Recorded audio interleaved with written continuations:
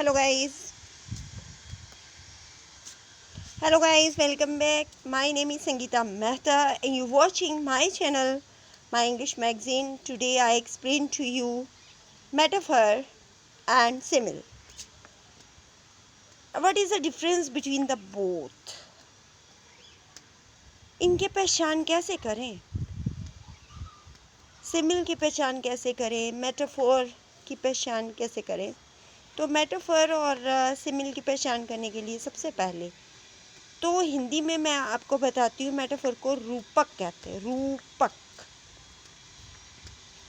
Metaphor और simile में अंतर करेंगे और मैं आपको बताऊंगी हाइपरबोल के बारे में, ऑक्सीमोरॉन के बारे में, ऑक्सीमोरॉन और पर्सोनिफिकेशन के बारे में बताऊंगी।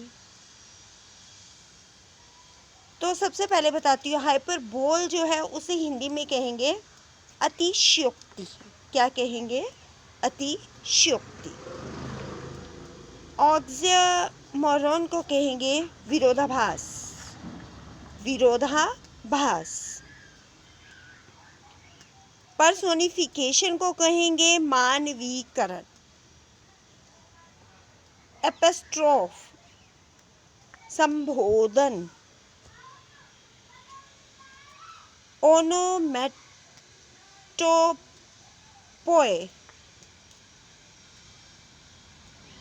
इसे कहेंगे हम ध्वन्यात्मक अलंकार। फिगर ऑफ स्पीच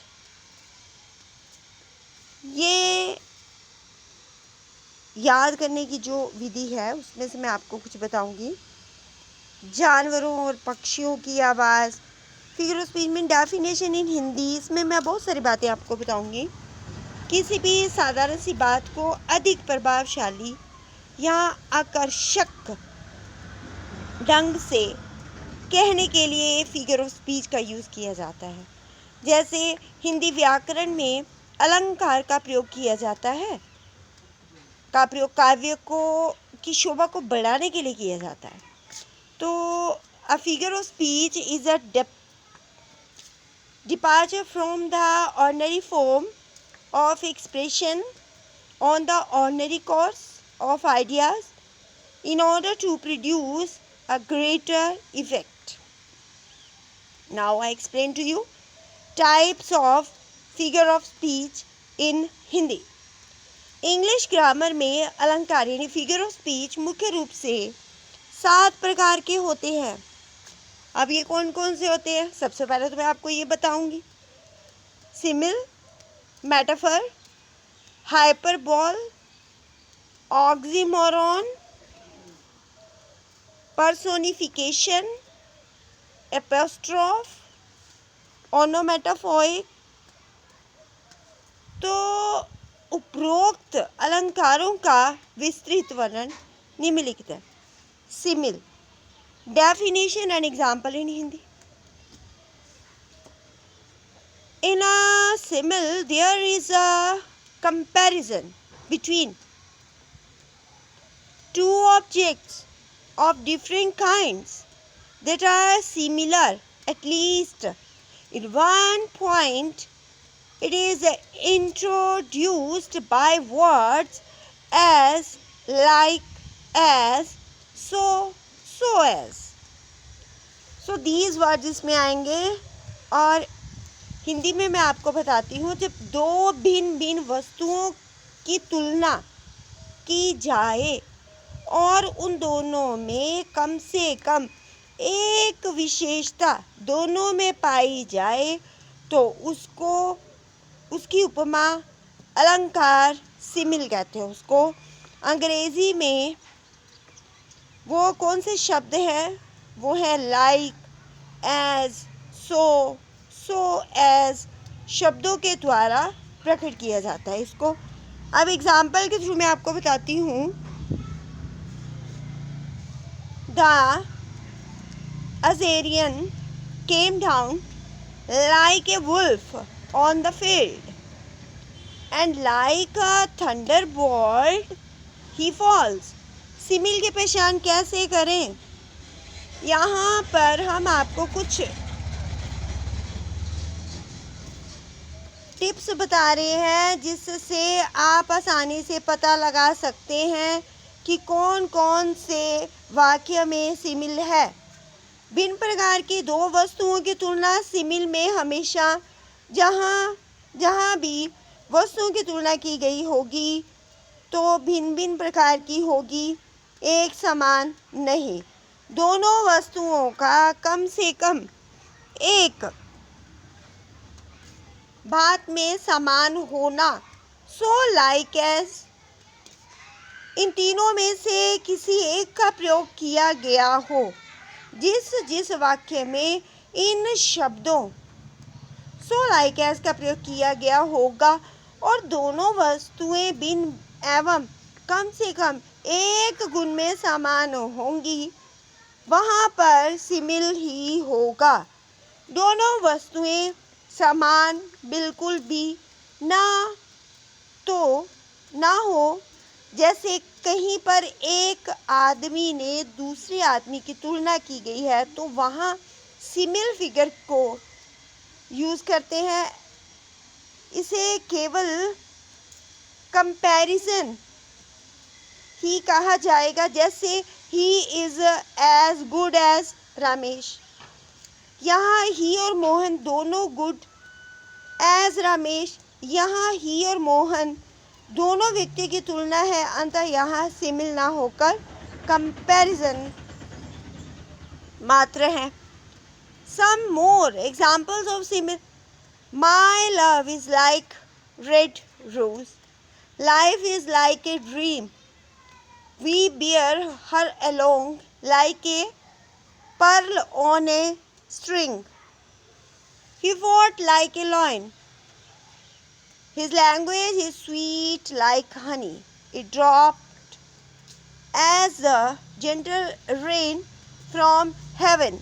इसके अतिरिक्त कुछ फ्रेजेस ऐसे होते हैं जो बातचीत में बहुत प्रयुक्त होते हैं, ये सिमिल को प्रकट करते, जैसे mad as a March hare, as proud as a peacock, as bald as brass, as a toe as leather, as clear as crystal, as a good as gold, as old as hills, as cool as a cucumber। So like और as word simile में use किया जाता है। It's clear. Comparison तो दो वस्तुओं में किया जाता है, लेकिन ये रूपक है इसमें उसके जैसा, ठीक है। अब आया मेटाफर, रूपक, सिमिलर। डेफिनेशन में मेटाफर जो है गुप्त उपमा, इसमें कंडेंस्ड और इम्प्लाइड सिमिल है। इसमें विशिष्ट वस्तुओं की तुलना बिना लाइक, सो या एज शब्दों का प्रयोग किए होते हैं। Definition, metaphor is a figure of speech in which two objects are compared but words like as so are not used. The camel is called the ship of the desert. Friendship is a sheltering tree. The news was a dagger to his heart. Not in the above example, the words of comparison like as, so as have not been used. Some more examples. Uday Singh is a star of the family. Kalidas is the Shakespeare of India. He holds the reins of office. Life is a dream. Life is not a bed of roses. Revenge is a kind of wild justice. Infancy is a dawn of life. Metaphor simile में अंतर क्या है, अब मैं आपको ये बता रही हूँ। सिमिल और मेटाफोर में मेटाफोर से अधिक शब्द होते हैं। सिमिल की अपेक्षा मेटाफोर अधिक प्रभावपूर्ण होता है। सिमिल में एज, सो और लाइक शब्दों का प्रयोग होता है, जबकि मेटाफोर में एज, सो और लाइक शब्द का प्रयोग नहीं होता है। जैसे life is like a dream, simile life is a dream, metaphor. क्योंकि अब दोनों में कंपैरिजन करके मैं समझाती हूँ आपको। लाइफ इज लाइक, अब यहाँ पे लाइक वर्ड यूज हुआ है ना, तो ये सिमिल है। लाइफ इज ए ड्रीम, यहाँ पर लाइक वर्ड यूज नहीं हुआ, ये मेटाफर है। लाइक शब्द को हटाते ही मेटाफर बन जाता है ये। अब ये तो क्लियर हो गया। अब मैं आपको बता रही हूँ हाइपरबोल क्या होता है, अतिशयोक्ति। परिभाषा, हाइपरबोल में एक बात को बहुत बड़ा या घटाकर कहा जाता है जो वास्तव में नहीं होती है। Definition, hyperbole is a figure of speech in which things are represented as greater or less, better or worse than they really are. Example, she wept ocean of tears. 10,000 saw I at a glance. They were swifter than eagles and stronger than lions. Rivers of blood flowed in the battle. The waves rolled mountains high. Their chief was mountain high. So, hyperbole में एक बात को बहुत बड़ा या घटाकर कहा जाता है। या तो उस बात को बहुत बढ़ा दिया जाएगा या घटा दिया जाएगा, जो वास्तव में वैसी नहीं होती है। Okay, clear. अब जैसे the waves rolled mountains high, there chef was mountain high. Now oxymoron यानी विशेषाभास। परिभाषा बताती हूँ मैं आपको उसकी। ऑक्सीमोरॉन वे अलंकार है जिसमें एक ही वस्तु के दो परस्पर विरोधी गुण एक साथ दिखाई जाते हैं। एक ही वस्तु के दो विरोधी गुण दिखाए जाते हैं। Definition of oxymoron is an association of two words or phrases having opposite meaning. Examples, having opposite meanings, जिसमें एक ही वस्तु के दो परस्पर विरोधी गुण एक साथ दिखाए जाते हैं। अब कैसे? अब मैं इसके आपको डेफिनेशन के थ्रू भी बता रही हूँ और एग्जाम्पल भी बता रही हूँ। Oxymoron is an association of two words or phrases having opposite meaning. Example, James, I was the wisest fool in Christendom. Not. In the above example, James, I had two opposite qualities, wisdom and foolishness. Some more examples. He is idly busy nowadays. His honor rooted in dishonor stood. He is conspicuous by his absence. This is an open secret. Life is bittersweet. She accepted the kind cruelty of the surgeon's knife. There was wild grace in the behavior. The boy is regularly irregular, bittersweet of love. He is the wisest fool in the group. तो यहाँ पर दोनों ही meaning है opposite, दोनों meanings बताए जाते हैं इसमें। मैंने आपको एग्जाम्पल के थ्रू भी बता दिया किसमें, लेकिन उसको कहते हैं ऑक्सीमोरॉन। ऑक्सीमोरॉन डेफिनेशन क्या बताई मैंने यहाँ पर? Oxymoron is an association of the two words or phrases having opposite meaning. Having opposite meaning. Clear? Now, example के थ्रू बताया bitter sweet of love, bitter भी है स्वीट भी है। Now I explain to you personification यानी मानवीकरण क्या होता है। जब किसी निर्जीव या अमृत विचार का इस प्रकार वर्णन किया जाए जैसे कि उसमें जीवन हो, तो ऐसे अलंकार को मानवीकरण कहते हैं। डेफिनेशन देखो, personification is a figure of speech in which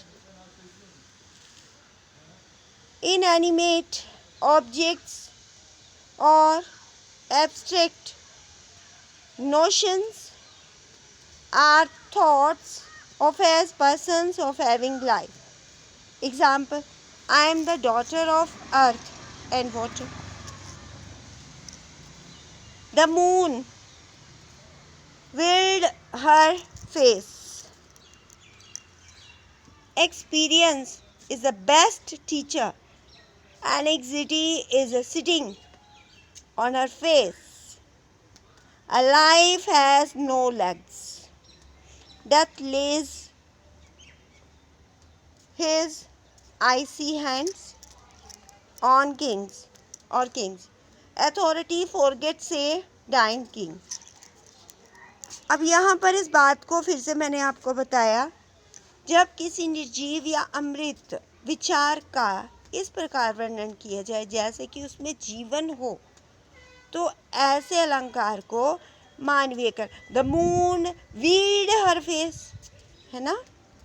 a life has no leg, death lays icy hands on kings, authority forgets a dying king.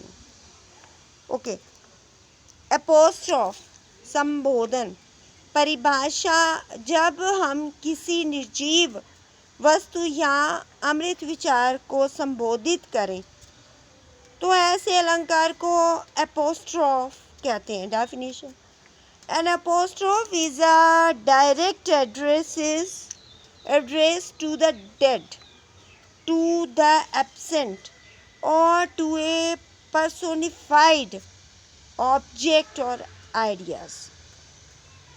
An apostrophe is a direct address to the dead, to the absent or to the personified object or idea. Example, O solitude, where are thy charms? Frailty, thy name is woman. O sweet content, where is the mild abode? O grave, where is the victory? Milton, though should be living at the czar. तो इस तरह से अब next है ओनीमेटा पोएल,